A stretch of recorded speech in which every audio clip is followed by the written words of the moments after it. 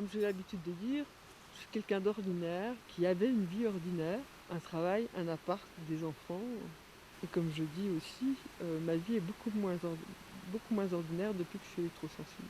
J'ai été pris pour un fou, le fou du village, par, allez, on va dire 9 personnes sur 10 dans mon village. J'ai une rigidité crânienne derrière qui s'est étendue sur toute la tête, tout le crâne. Ça me tapait dans la tête à gauche, mais j'avais l'impression qu'il y avait les veines qui voulaient sortir du cerveau. J'ai 1000 petites épingles qu'on m'enfonce un peu partout dans le cerveau et qui me brûlent. C'est une allergie aux ondes et moi je suis particulièrement allergique aux ondes d'antenne relais. On est dans une maladie grave, neurologique, qui peut confiner à une maladie d'Alzheimer. Reflex study told us that there are biological effects far below the safety limits. This fact is contradicting the reality of the safety limits. On sent à quel point on pèse sur notre compagnon, parce qu'on n'est plus la même personne. On perd tellement sur le plan cognitif, sur le plan cognitif, en ce qui me concerne, c'est essentiellement ça qui m'affecte terriblement. Sur la mémoire, j'oublie d'éteindre le gaz, etc.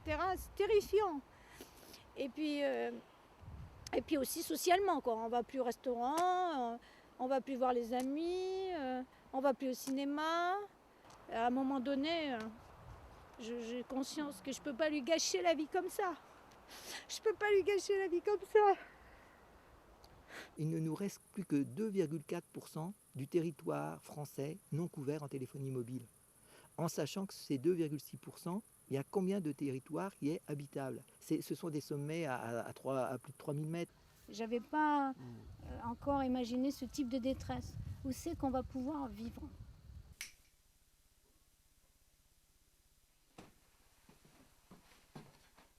Moi je me suis réfugiée dans une grotte en août 2009 parce que j'avais pas d'autre endroit.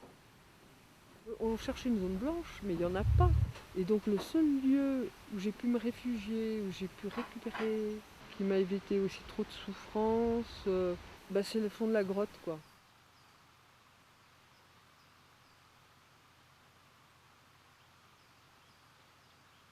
Nous sommes les premiers réfugiés environnementaux, c'est-à-dire qu'on migrerait des centres irradiés, que sont les centres-villes, pour aller aujourd'hui nulle part. Et c'est pour ça qu'on demande la création de zones blanches. Comme on l'a fait pour le tabac, à un certain moment donné, le tabagisme, il faut que ces malades-là puissent circuler sans que le voisin ait un ordinateur ou sans qu'il y ait un portable à côté d'eux. Donc il est clair que là, il y a des mesures à prendre, qui ne coûteraient pas d'ailleurs très très cher, mais qui sont du ressort du politique, d'une volonté politique qui n'est pas au rendez-vous malheureusement aujourd'hui. Ce qui nous bloque, c'est la puissance des lobbies derrière.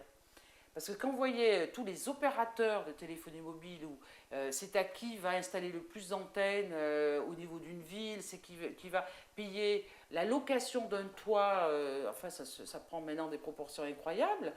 Donc tous ces gens qui s'élèvent contre ça, c'est vraiment une minorité, c'est vraiment le pot de fer contre le pot de terre.